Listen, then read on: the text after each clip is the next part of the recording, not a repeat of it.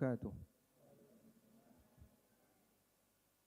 Alhamdulillah wassalatu wassalamu ala Rasulillah wa ala alihi wa sahbihi wa mawalah. Wa ashhadu an la ilaha illallah wahdahu la syarikalah wa ashhadu anna Muhammadan abduhu wa rasuluh sallallahu alaihi wa ala alihi wa sahbihi wa man tabi'al huda ila yaumil qiyamah. Alhamdulillah, puji syukur kita haturkan kehadirat Allah. Pagi ini kembali kita lanjutkan kajian rutin dengan membaca buku Kode Etik Pengusaha Muslim. InsyaAllah kita akan baca mulai halaman 139. Sudah sesuai? 139, betul ya? Atau ada yang beda? Yang cetakan sebelumnya mungkin beda dengan yang baru. Nah. Baik, seperti biasa kita akan baca terlebih dahulu, lalu nanti akan ada sedikit beberapa catatan ya, yang bisa kita tambahkan. Tafadhol. Urusan dunia jangan dibawa ke akhirat. Hukum asal kerja sama bisnis adalah mubah. Dan dalam fikih, mubah itu sifatnya pilihan. Boleh Anda lakukan, juga boleh Anda tinggalkan. Tidak ada nilai dosa dan pahala. Namun sangat disayangkan ketika sesuatu yang awalnya mubah bisa menjadi pemicu sengketa. Artinya, sesuatu yang mubah menjadi sebab munculnya dosa. Baik, bagian ini yang digarisbawahi ya. Jadi umumnya pembicaraan tentang dibawa ke akhirat itu masalah apa, Pak? Gesekan dengan orang lain. Umumnya pembicaraan kita bawa sampai akhirat, nanti kita selesaikan di akhirat. Itu berkaitan dengan gesekan dengan orang lain. Dan biasanya gesekan itu berawal dari akad kerjasama dalam masalah muamalah. Sehingga si A ketika kerjasama dengan si B dalam unit usaha tertentu, lalu mengalami masalah, akhirnya kita bawa-bawa ke akhirat, nanti diselesaikan di akhirat dan seterusnya. Padahal hukum asal muamalah, baik akad kerjasama, mudharabah, musyarakah maupun yang lainnya, hukum asalnya apa? Mubah. Namun adanya sengketa dan gesekan ini pemicu dosa. Maka sangat disayangkan perbuatan yang hukum asalnya mubah bisa menjadi pemicu dosa. Kita lanjutkan. Terkadang ada dua orang ikhwah bisa akrab bersahabat. Mereka menjalin ukhuwah karena kesamaan tempat kajian, kesamaan visi, dan seterusnya. Selanjutnya, mereka melakukan kerjasama. Di saat itulah kedewasaan masing-masing mulai diuji. Pemicu konflik mulai bermunculan. Hingga akhirnya, mereka harus bermusuhan. Yang awalnya kawan, kemudian jadi lawan. Kerjasama bisnis yang mereka bangun menghancurkan persaudaraan mereka. Saya nggak perlu cerita ya. Di Jogja ada nggak kayak gini? Hah? Di Jogja ada nggak? Ada Mas? Nggak ada? Nggak tahu? Masya Allah. Nggak tahu atau tutup mata untuk tahu? Jadi ada banyak sekali cerita yang sampai ke telinga saya berkaitan dengan kasus A, kasus B, kasus C. Subhanallah. Yang sebelumnya mereka bisa menjalin ukhuwah Islamiyah dengan baik, kerjasama dengan baik, akhirnya rusak gara-gara akad musyarakah, akad kerjasama bisnis yang nggak beres. Maka dengan sebab akad kerjasama yang nggak beres, membuat mereka jadi bermusuhan. Mana yang lebih mahal, dunia ataukah persaudaraan? Mana yang lebih mahal, dunia atau persaudaraan? Hah? Coba Bapak lebih pilih mana ya? Miskin tapi punya banyak lawan. Oh, kok salah. Miskin tapi punya banyak kawan, kaya tapi punya banyak lawan. Kaya punya banyak lawan atau kawan?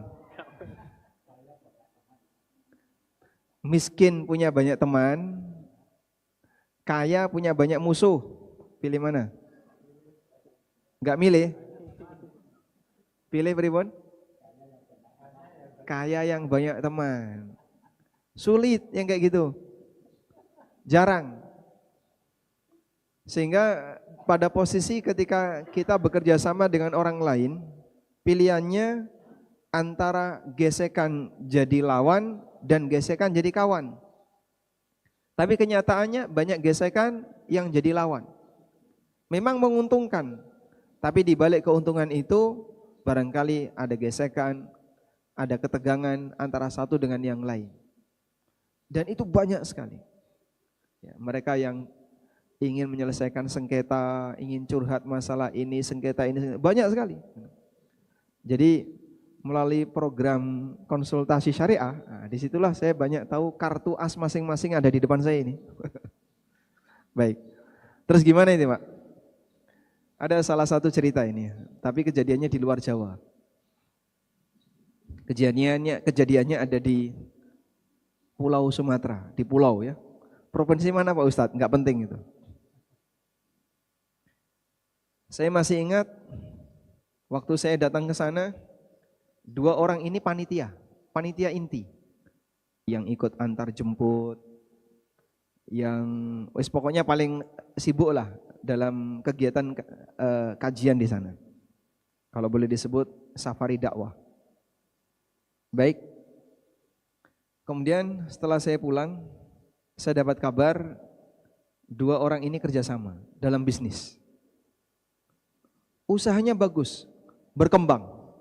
Warung itu berkembang, laris, dan prospeknya sangat bagus. Nah, ketika sudah mulai berkembang, salah satu ingin menguasai. Sehingga sempat terjadi ketegangan yang cukup lama, karena yang satu ini ingin mengakuisisi. Rebutan merek. Ini merek dagang punya siapa? Loh kan dulu saya yang usul, saya yang desain logo, saya yang masang, saya yang ini. Rebutan merek. Akhirnya sampai kemudian mereka ini berantem. Sehingga yang dulunya teman akrab sekarang jadi musuh berat. Gara-gara bisnis. Kalau kayak gini caranya, kan mending tidak bisnis dari awal.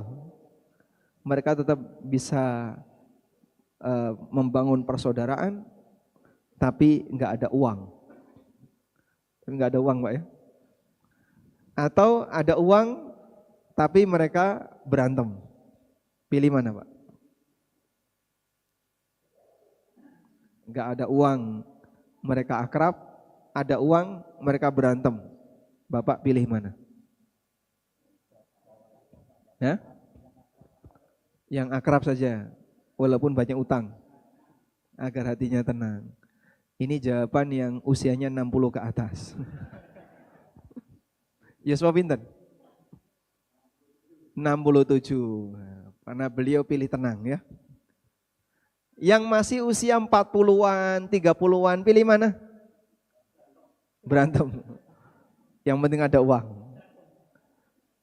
Karena Anda punya standar yang berbeda. Baik. Nah, bagian ini kami tekankan, mengingat ada banyak sekali ternyata ketegangan di antara para ikhwah yang sebabnya bermula dari urusan dunia. Lanjut. Dan siapapun yang bersengketa, pasti dia sakit hati. Semakin sering bersengketa, semakin lelah batinnya. Bisa Anda bayangkan, jika dalam sehari kita harus mengalami sengketa, betapa seringnya kita harus menanggung beban perasaan. Karena itu, ada sebagian ulama semacam Imam Bukhari yang sama sekali tidak ingin mengalami sengketa dalam masalah muamalah. Bahkan, ketika beliau hendak membeli sesuatu di pasar, beliau meminta orang lain untuk membelikannya. Beliau sangat khawatir timbul sengketa antara beliau dengan penjual. Masya Allah. Jadi sampai ada yang seperti itu ya. Ulama secara sengaja menghindari transaksi dan muamalah karena takut ada sengketa. Makanya kalau ada tawaran, Ustadz bisa nggak kita kerjasama? Nah, itu beresiko itu. Kalau nanti kerjasama ini gagal, nama dakwah jadi taruh. Begitu kan Pak? Sehingga kadang gesekan dengan ini, gesekan dengan itu, akhirnya mulai tidak dipercaya. Apalagi kalau kemudian sampai viral di permukaan, sehingga yayasan ini nggak beres di sini, lembaga ini nggak beres di sini, nggak beres di sini. Itu yang kita takutkan.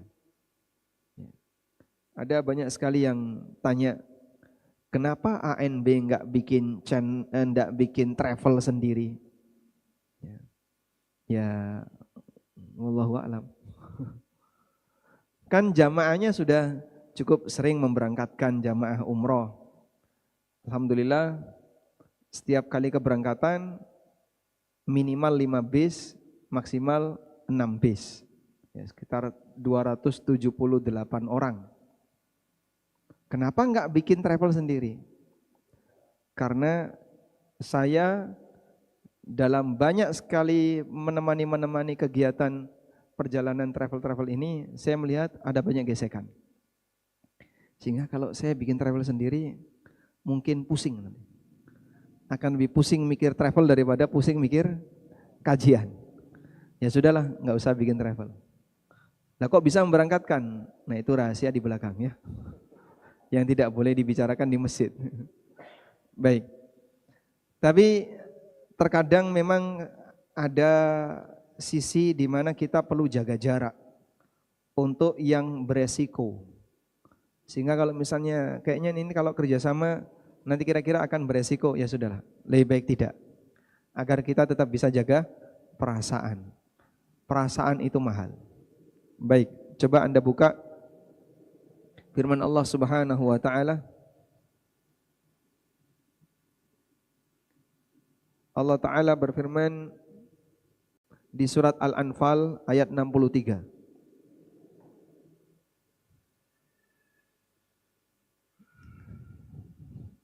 Ketemu? Surat Al-Anfal ayat 63. Baik. Bisa minta tolong sebelah kanannya, tolong dibacakan Al-Anfal ayat 63.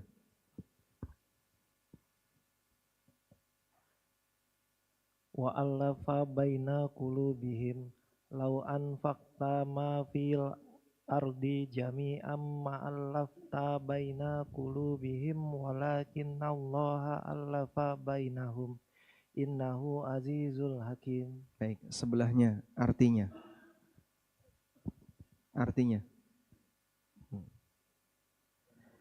Dan dialah Allah yang mempersatukan hati mereka. Dialah Allah yang mempersatukan hati mereka.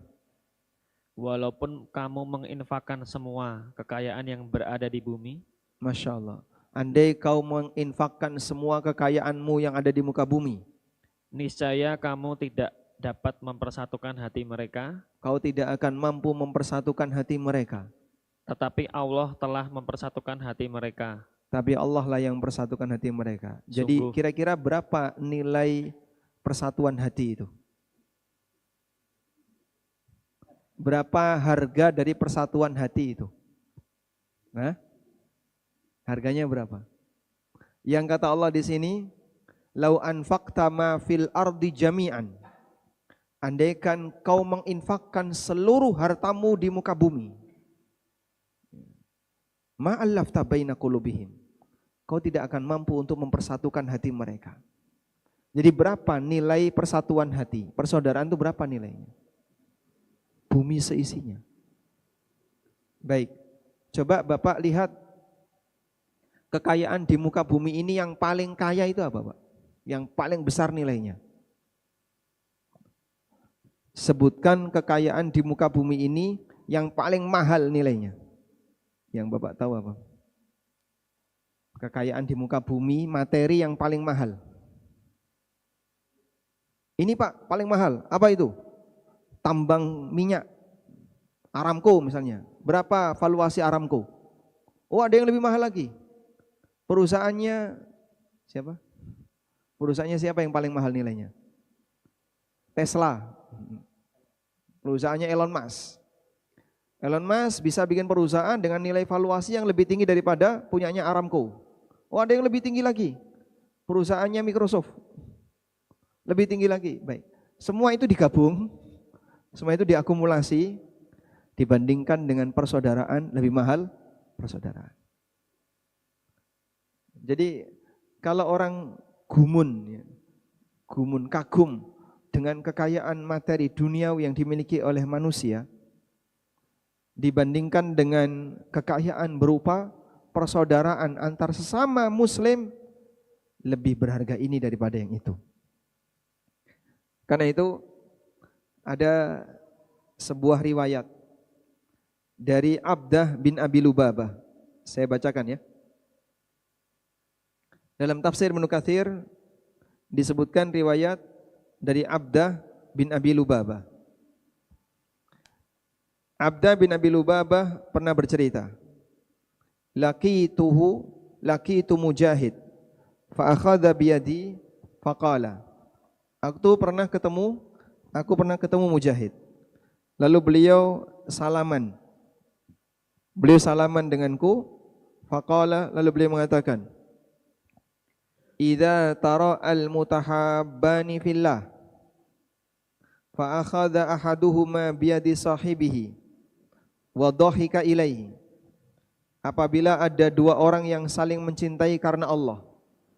Apabila ada dua orang yang saling mencintai karena Allah, lalu keduanya salaman. Ketika salaman, saling tersenyum. Coba Pak, yang nyender itu salaman dengan sebelahnya sambil tersenyum. Si jini ra gelem ya maksudnya. Alhamdulillah. Baik. Apa kata Mujahid? Tahatat khatayahuma kama yatahatu warakus syajar. Maka dosa-dosanya berguguran sebagaimana daun berguguran. Masya Allah. Hanya dengan salaman lalu senyum, dosanya berguguran sebagaimana daun berguguran. Coba laksanakan sekarang, salaman dengan sebelahnya sambil tersenyum. Yang belakang juga boleh. Insya Allah. Kalau aku sama siapa ini?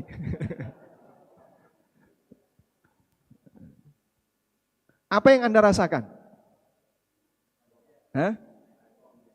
Plong. Nek sebelahnya punya utang ya dengan kita. Tadi itu cuma lirik-lirian gitu. Tadi cuma lirik-lirian. Tadi kayaknya pengen nyapa kok sungkan. Begitu salaman lalu kita menyapa, rasanya apa? Plong. Sulit atau gampang? Sulit atau gampang? Gampang. Betapa mudahnya untuk melakukan seperti ini. Betapa gampangnya orang melakukan seperti ini. Maka Abdah langsung komentar. Apa kata Abdah? Inna hadza la yasir. Kok gampang? Kok gampang banget? Dosa bisa berguguran hanya dengan cara seperti itu? Kok gampang sekali? Qala Mujahid, faqala Mujahid, maka kata Mujahid mengatakan, la taqul dzalik. Jangan ngomong kayak gitu. Fa innallaha ta'ala yaqul, karena Allah Ta'ala berfirman, lau anfaqta ma fil ardi jami'an ma allafta baina qulubihim. Kalau kau menginfakkan seluruh kekayaanmu di muka bumi ini, kau tidak akan mampu mendamaikan dua orang yang saling bersengketa. Sehingga nilai dari persaudaraan itu, nilai dari kehangatan ketika berkomunikasi, Anda merasa nyaman dengan sebelahnya, akrab dengan sebelahnya, nilainya lebih mahal daripada dunia seisinya. Apa kata Abdah? Fa'araftu annahu afqahu minni. Dari sini aku menyadari Mujahid lebih pintar daripada aku. Mujahid bin Jabr, muridnya Ibnu Abbas. Dari sini aku memahami Mujahid bin Jabr lebih berilmu daripada aku. Masya Allah. Makanya kalau ada usaha, berapa sih nilainya? Oh itu duit banyak ya Pak. Berapa? 200 juta Pak. 200 juta. Dibandingkan dunia seisinya, kayak debu yang gak kelihatan. Baru angka 200 juta ya. 200 miliar Pak, itu debu yang gak kelihatan juga. 200 triliun Zimbabwe sama. Jadi dengan angka-angka berapapun dibandingkan dengan persaudaraan, lebih bernilai persaudaraan. Baik, maka dari sinilah hargai yang namanya persaudaraan, sebab ukhuwah itu harganya mahal. Ukhuwah harganya mahal. Sesuatu yang kadang kita sepelekan, padahal itu harganya mahal. Makanya ya, kita sama orang kan ada 3 pilihan ya. Cinta, benci, kosong, hambar. Cinta, benci, hambar. Kalau Anda ketemu dengan orang yang tidak Anda kenal, sama sekali tidak ada kenal, apa respon batin? Biasa, hambar ya, kosong. Kalau Anda ketemu dengan orang yang Anda kenal, apa respon batin Anda? Ada 2, cinta dan benci. Ini ya, antara seneng, cinta, saya senang sama dia, ketemu dia itu rasanya nyaman. Atau yang kedua, rasanya enggak nyaman, benci. Baik, dari 2 ini mana yang sebaiknya diungkapkan? Kalau kamu jadi orang yang jelas ya, jelas posisi, seneng-seneng, raseneng, raseneng. Mana dari 2 ini yang sebaiknya diungkapkan? Mana dari 2 ini yang sebaiknya diungkapkan? Hah? Cinta atau benci? Dalam rangka untuk membangun positioning, biar posisi kamu ada di mana, kelihatan. Mana dari 2 ini yang harus kita ungkapkan? Cinta. Kalau benci, perlu nggak diungkapkan? Mas, sampaikan ke sebelahnya. Ke sebelahnya. Aku benci kamu gitu. Perlu nggak kita ngomong kayak gitu? Rahasiakan. Maka mencintai dianjurkan untuk dinyatakan, kalau membenci dianjurkan untuk merahasiakan. Pernah satu ketika ada seorang sahabat yang sedang duduk bersama Rasulullah sallallahu alaihi wasallam. Lalu tiba-tiba ada sahabat si A lewat. Nah, orang yang di dekat Nabi sallallahu alaihi wasallam bilang sama Nabi sallallahu alaihi wasallam, "Ya Rasulullah, inni la uhibbu hadza." Aku senang sama dia yang lewat tadi. Nabi sallallahu alaihi wasallam tanya, "A'lam tahu? Apa kau sudah memberitahu dia?" Belum. La ya Rasulullah, belum ya Rasulullah. Fa'alimhu, kalau begitu beritahu dia. Falahikahu, akhirnya dikejar. Orang ini duduk bersama Nabi sallallahu alaihi wasallam langsung berdiri ngejar si A tadi. Begitu ketemu si A, lalu dia menyampaikan ungkapan cinta. Uhibbuka fillah. Aku mencintaimu karena Allah. Sehingga saat kita mencintai orang lain, Nabi sallallahu alaihi wasallam menganjurkan apa? Sampaikan. Nabi sallallahu alaihi wasallam menganjurkan ceritakan. Jangan dirahasiakan. Pak, kayaknya dia ada rasa sama aku, Pak. Saya punya secret admission. Wah, gitu Pak ya. Dia punya ada rasa sama aku. Perlu diceritakan enggak? Perlu diceritakan enggak, Mas? Tergantung apa, Mas? Kalau sama laki-laki boleh. Kalau sama perempuan enggak boleh. Kalau sesama perempuan, jadinya gimana? Kalau sesama jenis, boleh. Sehingga kalau sesama jenis, silahkan sampaikan. Kalau beda jenis, cek khodam dulu. Cari tahu dia sudah nikah atau belum kan. Nah, ini orangnya belum nikah, jomblo sama jomblowan sama jomblowati, lalu seneng. Sebaiknya diapain? Nabi SAW mengatakan, lam ara lil mutahabaini illan nikah. Belum pernah aku jumpai ada solusi yang tepat bagi 2 orang yang saling mencintai karena dorongan syahwat kecuali nikah. Ya nek wis cocok segera dilamar sebelum keduluan yang lain. Sudah?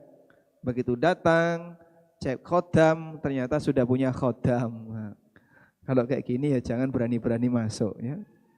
Baik. Kita lanjutkan. Sengketa dunia akan berulang di akhirat. Dan kita perlu menyadari, setiap sengketa yang pernah kita lakukan, jika belum selesai di dunia, akan diulang di akhirat. Inilah bagian yang paling berat.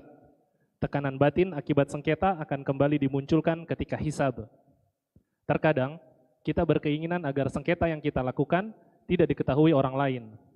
Namun bisa jadi, ini akan ditampakkan di hadapan seluruh makhluk. Ya, ini banyak orang kayak gitu ya. Jadi dia berantem sama si B, nggak pingin orang lain tahu. Ada kan ya? Jangan sampai Ustadz tahu, malu nanti di depan Ustadz kalau sampai tahu. Nah, terutama informasi yang nggak boleh bocor adalah informasi yang datang ke Ustadz. Karena dia merasa malu seperti itu. Terus gimana Pak? Ya sah-sah saja Anda menjaga itu. Berarti ini menunjukkan bahwasanya sengketa tadi adalah sesuatu yang memalukan, aib. Makanya Anda tidak mau cerita ke orang lain. Baik, coba masnya ini. Sudah nikah belum? Sudah. Pernah berantem enggak? Pernah. Coba ceritakan gimana ceritanya Anda bisa berantem dengan istri Anda. Apakah dia akan cerita? Orang yang berakal tidak akan pernah bercerita itu di hadapan umum. Dia akan rahasiakan itu. Kenapa? Aib bagi keluarga. Kalau sampai kita cerita tentang bagaimana kita berantem dengan keluarga kita berantem dengan si A, kita berantem dengan si B, akan banyak aib yang terbuka. Tapi bisa jadi semua kejadian tegang itu akan ditampakkan oleh Allah di yaumil qiyamah. Kita baca. Allah berfirman dalam Quran surat Az-Zumar ayat 30 hingga 31, A'udzubillahi minasyaitonirrajim. Innaka mayyitun wa innahum mayyitun. Tsumma innakum yaumal qiyamati 'inda rabbikum tahtasimun. Yang artinya, kamu akan mati dan mereka akan mati. Kemudian kalian akan berdebat di sisi Rabb kalian pada hari kiamat. Ketika menafsirkan ayat ini, Ibnu Katsir mengatakan, ayat ini meskipun konteksnya tentang orang mukmin dan orang kafir, serta mengingatkan tentang perdebatan antara mereka di hari kiamat, namun juga mencakup semua perilaku sengketa, namun juga mencakup semua pelaku sengketa ketika di dunia. Perdebatan antara mereka ini akan diulangi lagi di akhirat. Perdebatan dan sengketa mereka akan diulangi lagi di akhirat. Bagian ini yang perlu kita catat. Jadi yang enggak beres ketika di dunia nanti akan nyambung di yaumil qiyamah. Kemudian beliau membawakan sebuah riwayat yang disebutkan oleh Ibnu Abi Hatim bahwa ketika ayat ini turun, sahabat Az-Zubair bin Awam bertanya, "Wahai Rasulullah, apakah sengketa yang terjadi di antara kita akan diulangi lagi di akhirat setelah terjadi di dunia ini selain beban dosa yang kita tanggung?" Rasulullah SAW menjawab, "Betul, sungguh perselisihan kalian akan diulangi sampai semua hak dikembalikan kepada pemiliknya." Setelah itu Zubair berkomentar, "Jika demikian, berarti peristiwanya sangat mengerikan." Hadis riwayat Ahmad dan Tirmidzi dan dinilai sahih oleh Albani. Baik, Masya Allah. Sampai sahabat Jabir mengatakan, "Wallahi innal amra lasyadid." Innal amra lasyadid. Kalau sengketa dulu di dunia diulang lagi di akhirat, sungguh demi Allah ini sangat mengerikan. Anda bisa bayangin ya, yang dulu sudah pernah tegang berantem, perasaannya nggak nyaman, sakit hati, sehingga orang kalau sengketa menang kalah itu sakit hati nggak? Menang maupun kalah sakit hati? Sakit hati. Karena kalau gesekan itu panas, gesekan pasti menimbulkan panas, sehingga baik menang maupun kalah orang itu akan sakit hati. Maka makin banyak sengketa, batinnya jadi gampang capek dan lelah. Gesekan dengan ini, gesekan dengan ini, gesekan dengan ini, gesekan dengan ini. Makanya kadang saya berpikir ada pekerjaan tapi selalu sengketa. Dia ngurusi sengketa terus. Itu kira-kira gimana Pak? Hah? Pekerjaan tapi isinya cuma ngurusi sengketa terus. Isinya cuma emosi tiap hari. Dia akan selalu emosi tiap hari. Contohnya? Pengacara. Insyaallah. Pemirsa yang jawab peserta ya. Jadi contohnya pengacara ya. Pengacara di sini sengketa, di sini sengketa. Karena pengacara pasti akan lawan pengacara. Nah, dalam posisi itu ketika orang tiap hari sengketa, mungkin dia menang, mungkin dia kalah, mungkin dia dapat, mungkin dia nggak dapat. Tapi apapun itu, dia pasti capek hati. Hatinya capek. Kita lanjutkan. Karena itu, wajar jika Nabi SAW menyebut salah satu orang yang jelek di sisi Allah adalah orang yang hobi berkonflik dan paling alot ketika bersengketa. Rasulullah SAW bersabda, yang artinya, orang yang paling Allah benci adalah orang yang sulit ketika bersengketa. Hadis riwayat Muslim. Dalam riwayat lain, kita diingatkan, cukuplah kamu dianggap melakukan dosa ketika kamu selalu melakukan sengketa. Hadis riwayat Tirmidzi 1994 dan seterusnya. Baik. Bisa jadi saat kita bersengketa, kita belum tentu salah. Namun di sini dinyatakan kafa bika itsman alla tazala mukhasima. Kafa bika itsman alla tazala mukhasima. Cukuplah kamu disebut orang yang berdosa apabila kau sering bersengketa. Sehingga di sini gesekan, di sini gesekan, pasti dia akan berdosa. Walaupun bisa jadi, tapi kan saya di posisi yang benar.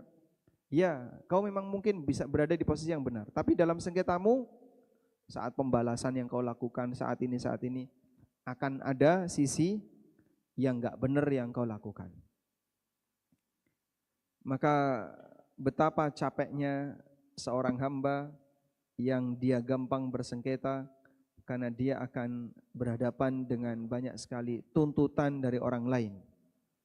Imam Asy-Syafi'i rahimahullah pernah mengatakan, kata Imam Asy-Syafi'i di buku enggak ada ya, bi'saz-zad ilal ma'ad al-udwanu 'alal ibad.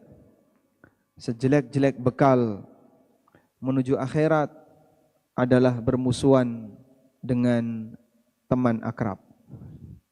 Sejelek-jelek bekal menuju akhirat adalah bermusuhan dengan anggota masyarakat. Maka makin banyak musuhnya, yang bersangkutan akan makin banyak resikonya. Sehingga kalau pengen jadi orang yang sangat beresiko di akhirat, pertahankan untuk bermusuhan dengan siapapun. Ini orang yang paling beresiko di akhirat. Baik, selanjutnya. Bisa kita bayangkan betapa lelah dan letihnya perasaan orang yang sering bersengketa. Setumpuk dosa dan kesalahan dibebankan di pundaknya.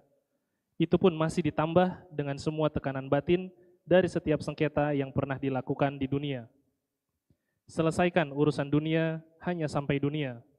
Jangan sampai berlanjut di akhirat. Subhanallah, bagaimana mungkin orang semacam ini bisa merasakan ketenangan? Semoga Allah melindungi kita dari potensi sengketa. Demikian semoga bermanfaat. Sudah selesai ya. Alhamdulillah. Insya Allah kalau dari sisi materi kita sudah mendapatkan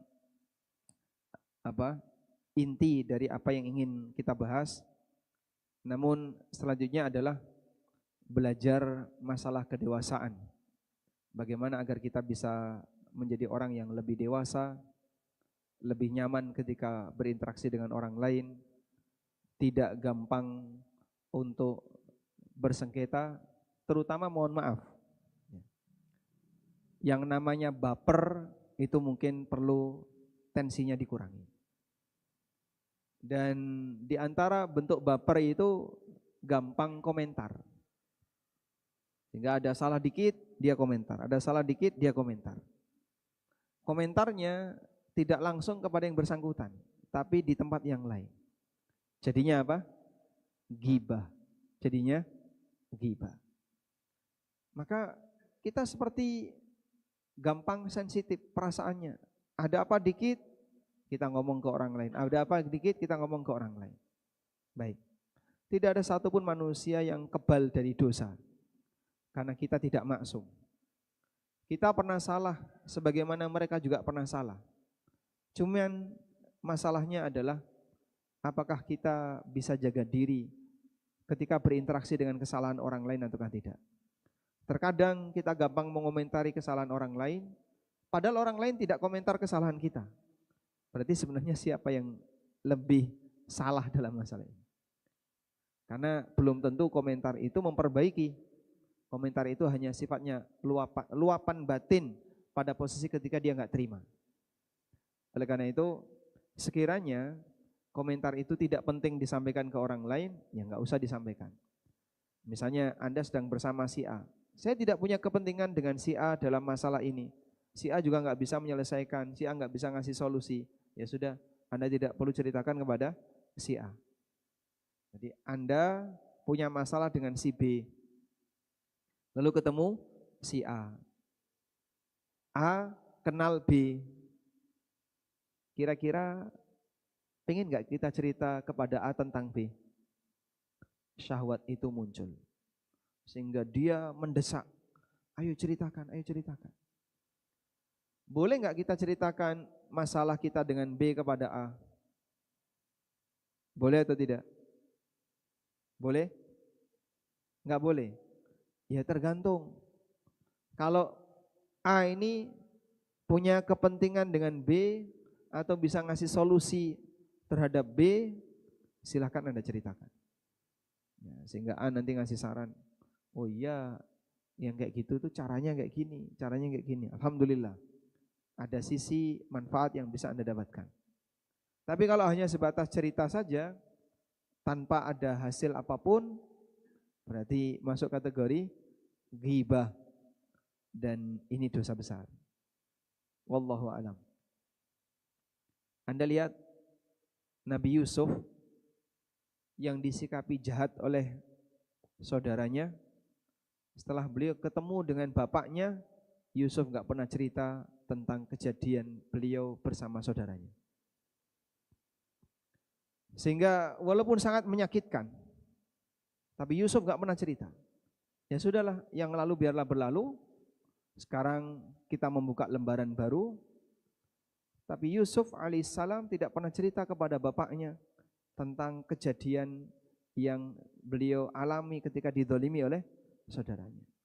Jadi bapak, waktu itu saya dimasukkan ke dalam sumur, kemudian baju saya diambil, lalu dikasih waja'u ala qamisihi bidamin kadzib, dikasih darah yang itu sebenarnya dusta. Dan ada yang menyebutkan mereka menyembelih kambing lalu darahnya dileletkan di bajunya Yusuf. Yakub tahu enggak peristiwa itu? Tahu atau tidak? Tahu, karena beliau nabi. Sebab Yakub yakin Yusuf ini pasti akan dewasa.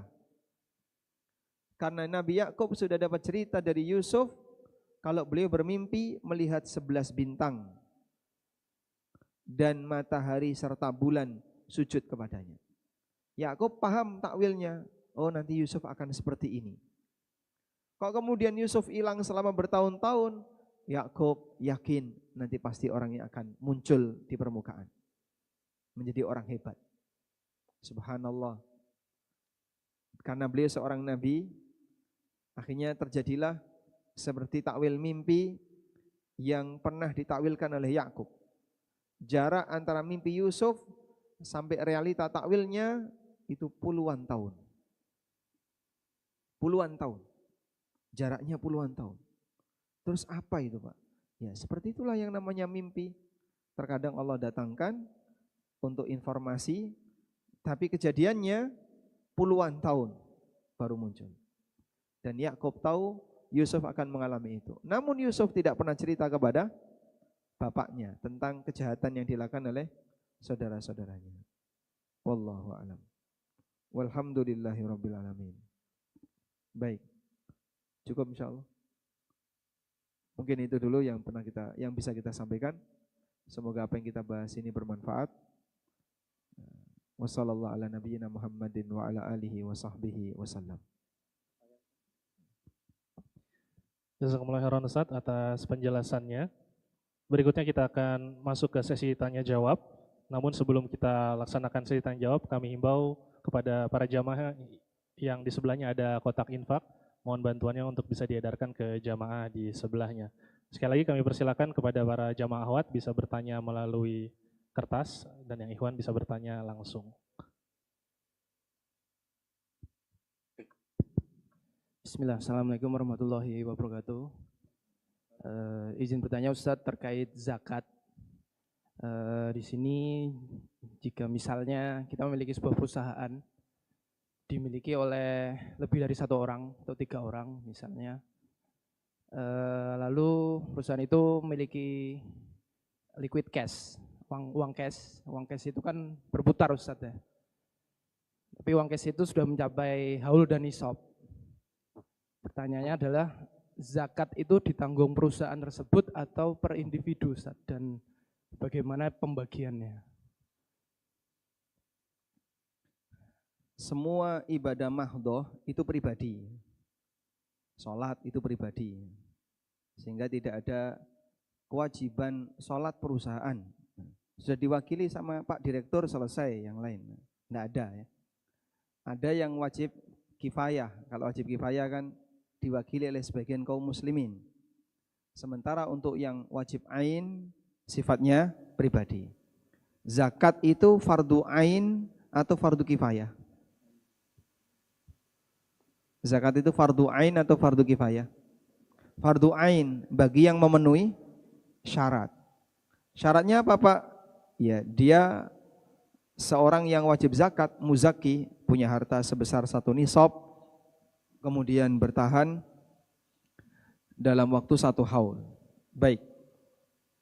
Dari sinilah jika ada zakat atau ada perusahaan yang memiliki banyak harta atau tadi liquid cash cukup banyak sampai mencapai nisab dan sudah haul, apakah dizakati oleh perusahaan atau perhitungannya atau dikembalikan kepada masing-masing muzaki, masing-masing pemegang saham, kemudian mereka bayar zakat sendiri-sendiri? Intinya zakat itu kembali ke individu. Sementara masalah teknis mengeluarkannya ini sesuai dengan kesepakatan. Ini hanya teknis. Berarti ada 2 cara Pak? Iya. Cara yang pertama dizakati perusahaan. Sehingga total harta tadi anggaplah misalnya senilai 500 juta. Liquid cash-nya 500 juta. Dikeluarkan zakat 2,5%. Sudah? Nah 500 juta ini dimiliki oleh 5 orang. A, B, sampai E. Sudah? Anggaplah dengan porsi yang sama. Berarti masing-masing berapa? 100. A di rumah punya uang 400 juta. B di rumah punya uang 200 juta atau 300 juta. C di rumah punya uang 200 juta. Anggaplah semuanya 200 juta. C, D, E 200 juta. Sudah? Berarti gimana Pak? Maka nanti di rumah si A cukup bayarkan zakat yang di rumahnya. Karena yang di perusahaan tadi sudah dibayarkan zakat. B juga sama. Dia cukup bayarkan zakat uang yang di rumahnya. C, D, E juga sama. Ini teknis yang pertama. Bisa dipahami insyaallah? Baik. Teknis yang kedua, uang itu dikembalikan kepada 5 orang tadi. Setelah itu masing-masing terserah mau bayar zakat kapan. Karena itu urusan pribadi masing-masing. Udah? Selanjutnya gimana Pak? Kalau perusahaan ini masih butuh lagi, uang tadi ditaruh di perusahaan. Atau cukup dengan angka perhitungan saja. Si A uang di perusahaannya 100 juta, ditulis. Duit cash saya 100 juta, ditambah cincin, gelang, kalung, emas batangan, ya. Tambah ini, lalu tambah tabungan, kripto juga ada ditolak. Total 500 juta. Maka A zakat 2,5 dari 500 juta. Nanti B ngitung sendiri, C ngitung sendiri. Bisa. Begitu? Sehingga yang dihitung nilai dari saham dia di perusahaan itu kemudian diakumulasi dengan harta-harta yang lain. Wallahu a'lam.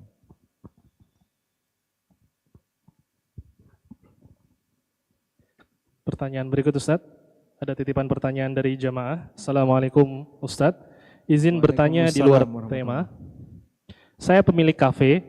Untuk menaikkan traffic penjualan, saya biasanya membuat promo diskon 20% atau gratis minum atau hadiah yang lain dengan syarat review bintang 5 di Google. Soalnya review bintang 5 bisa menaikkan trust konsumen untuk beli di kafe saya. Walaupun terkadang review itu tidak sesuai dengan kenyataan. Misalnya, masakan enak sekali, tempat super bersih, dan lain-lain. Padahal, terkadang kenyataannya tidak seperti itu. Hanya untuk ngejar diskonnya saja. Karena saya juga ketika review di warung orang lain, hanya ngejar diskonnya. Bukan karena review jujur soal rasanya, pelayanannya, dan lain-lain. Apa hukum saya sebagai penjual menggunakan cara seperti ini Ustadz? Dan apa hukum saya sebagai pembeli ketika mereview tidak jujur hanya karena mengejar diskon atau bonusnya? Agama mana yang boleh mengajarkan tidak jujur? Ada ya? Agama mana yang boleh mengajarkan tidak jujur? Ada Pak? Apa itu? Syiah. Oh ya. Kecuali Syiah ya. Si B, C, D, E dan seterusnya sampai Z semuanya mengajarkan untuk jujur. Apalagi untuk jujur dalam kepentingan masalah ekonomi. Sehingga seharusnya seperti ini dibuat organik saja. Nah, di Indonesia bisnis organik itu susah. Akhirnya apa? Ya semuanya serba manipulasi.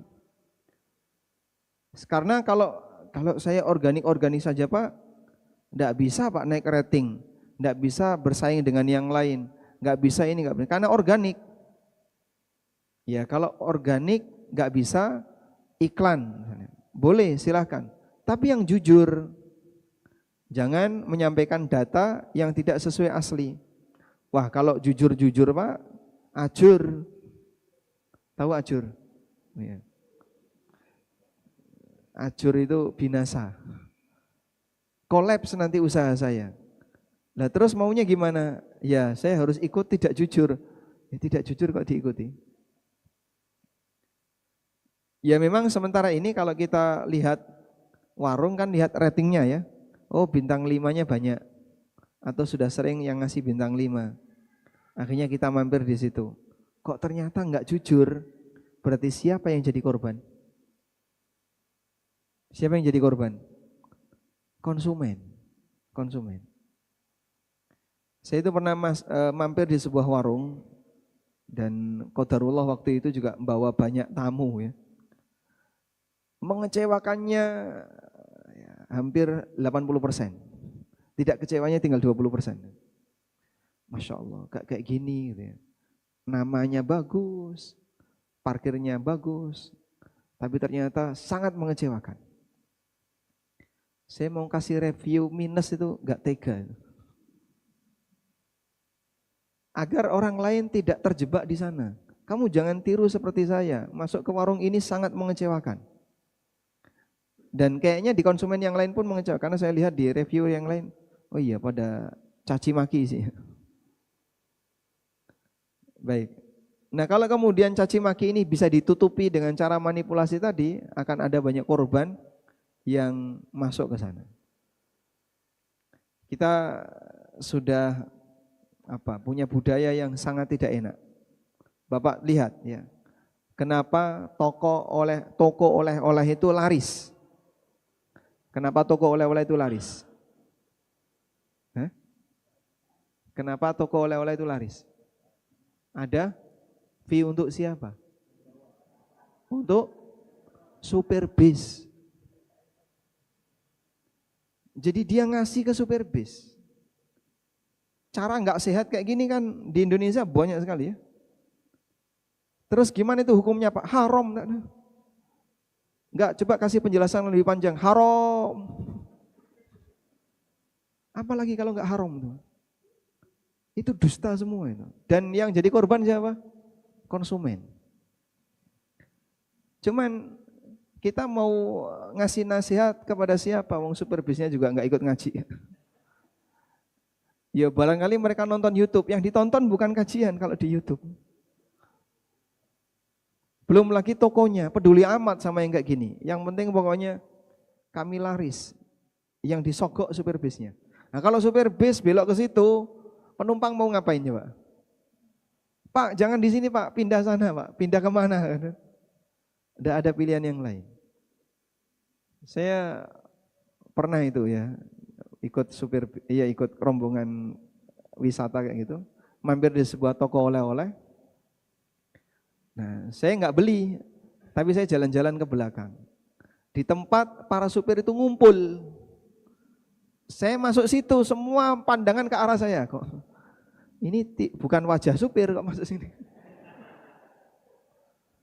Muka-muka kayak gini bukan muka supir. Kok tiba-tiba ada di sini? Jadi kayak mereka seperti ketakutan, ini ada apa? Mungkin kalau saya keluarkan HP gini tuh, tegang itu sudah.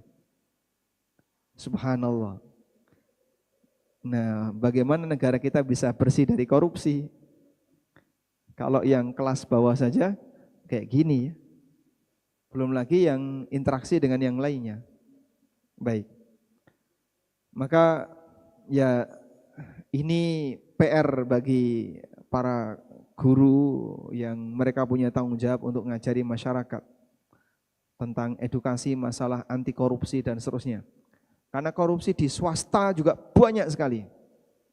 Bahkan mungkin lebih parah dibandingkan korupsi di pemerintah. Makanya teman-teman yang kerja di bagian purchasing, di bagian pengadaan, atau di bagian gudang, atau di bagian ini, mungkin dia bisa basah, lebih basah dibandingkan bagian yang lain. Tapi itu semuanya adalah sogok. Wallahu a'lam. Izin satu lagi Ustaz. Ada titipan pertanyaan dari Umahat. Assalamualaikum warahmatullahi wabarakatuh Ustaz. Waalaikumsalam warahmatullahi wabarakatuh. Izin bertanya tentang muamalah. Ada fulanah order buah 3 kg tapi tidak ada kabar. Apakah boleh dijual lagi buahnya Ustaz? Order buah 3 kilo terus tidak ada kabar. Tidak ada kabar. Sudah bayar belum? Mungkin belum Ustaz. Kalau dibayar dia nggak tanya Ustaz. Karena buah ini tidak tahan lama ya. Sehingga kalau ditunggu sementara dia nggak ada kabar, maka Anda boleh jual ke tempat yang lain dalam rangka untuk menyelamatkan harta itu. Seperti barang temuan. Kalau orang menemukan barang, yang barang itu tidak bisa tahan lama. Misalnya nemu nasi bungkus dengan isinya, lauknya ayam bakar plus es teh plus tahu goreng ini, waduh lengkap satu box, nemu, diumumkan selama setahun, Masya Allah. Kira-kira jadi apa itu? Loh katanya nemu harus diumumkan setahun. Ya sudahlah silakan kamu umumkan selama setahun. Jadi apa kira-kira? Nah maka yang kayak gini, apa yang harus dilakukan? Silakan dikonsumsi, lalu Anda umumkan telah ditemukan nasi box di sini lengkap dengan isinya, hubungi. Nah kalau ada yang kemudian ngaku, mengklaim ketinggalan di masjid, sudah saya makan. Lah terus gimana ini? Berapa harganya saya ganti? Sehingga ada ganti pakai uang. Wallahu a'lam. Ada lagi mungkin satu pertanyaan? Masih Ustaz.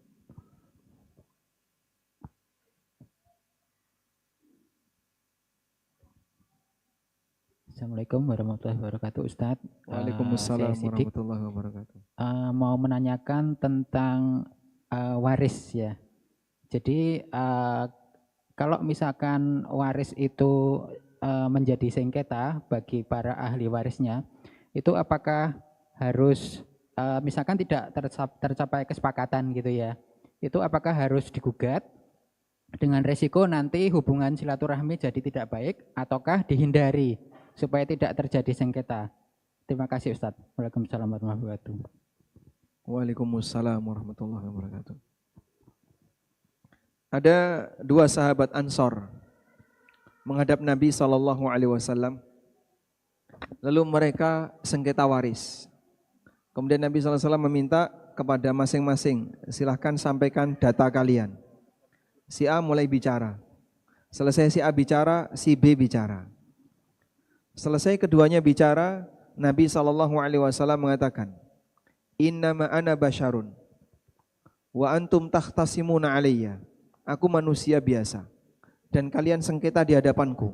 Artinya beliau tidak tahu kondisi gaib di balik itu. Beliau tidak tahu kondisi gaib di balik itu. Wala'alla ahadakum alhana fil bayani ala ba'din. Bisa jadi sebagian di antara kalian lebih pintar ngomong daripada satunya. Fa'aqdi kama asma'. Maka aku putuskan sesuai yang aku dengar. Aku putuskan sesuai data yang aku terima. Lalu kata beliau, faman qadaitu lahu bihaqqin. Siapa yang aku putuskan dia mendapatkan sesuatu wa huwa laisa lahu, padahal aslinya dia tidak berhak, maka sadarilah sesungguhnya itu adalah bara api neraka. Dikasih muqaddimah Nabi sallallahu alaihi wasallam seperti ini. Akhirnya keduanya nangis, Pak. Keduanya nangis. Setelah keduanya nangis, lalu keduanya bilang, ya Rasulullah, kalau begitu saya serahkan saja harta warisan ini kepada saudara saya. Yang satunya ngomong sama, ya Rasulullah, saya enggak mau terima, saya serahkan saja kepada saudara saya. Masya Allah. Awalnya datang rebutan, berakhirnya datang menolak. Berakhirnya pulang saling menolak. Masya Allah. Karena dalam masalah warisan itu, kita diajarkan semangat untuk ngalah. Semangat ngalah itu yang dikedepankan. Tapi Pak, kalau kayak gini kan saya nanti nggak dapat. Andai kan Anda nggak dapat, nggak geser jatah rizki. Makanya harta warisan itu bukan termasuk di antara harta yang dimotivasi oleh Nabi SAW. Sehingga Nabi SAW tidak memuji harta warisan. Yang dipuji oleh Nabi SAW adalah harta dari usaha pribadi. Sehingga ketika beliau ditanya pendapatan apakah yang paling baik, kata Nabi SAW, amalur rajul biyadihi wa kullu bai'in mabrur. Hasil yang didapatkan oleh seseorang dari kerja pribadinya dan hasil keuntungan dari transaksi yang mabrur. Subhanallah, itulah pendapatan terbaik. Maka ketika seseorang bekerja lalu dia mendapatkan sesuatu, lebih mulia daripada dia dapat warisan. Sebab harta halal itu tidak satu tingkatan. Karena itu beberapa orang soleh enggak punya warisan. Nabi Muhammad SAW itu tidak ditinggali warisan. Sehingga bapaknya tidak meninggalkan warisan untuknya. Terus tanah Mekah itu kemana Pak? Kan Bani Hashim punya banyak tanah. Ya, tanah Mekah setelah beliau hijrah, beliau tinggalkan. Sehingga tanah Mekah tidak lagi dimiliki oleh Rasulullah SAW. Wallahu a'lam. Baik, mungkin itu yang bisa kita bahas di kesempatan kali ini. Semoga apa yang kita sampaikan di sini menjadi kajian yang bermanfaat. Allahumma anfa'na bima 'allamtana wa 'allimna ma yanfa'una warzuqna ilma. Wa sallallahu ala nabiyyina Muhammadin wa ala alihi wa sahbihi wa sallam. Wa akhiru da'wana alhamdulillahi rabbil alamin. Wassalamualaikum warahmatullahi wabarakatuh.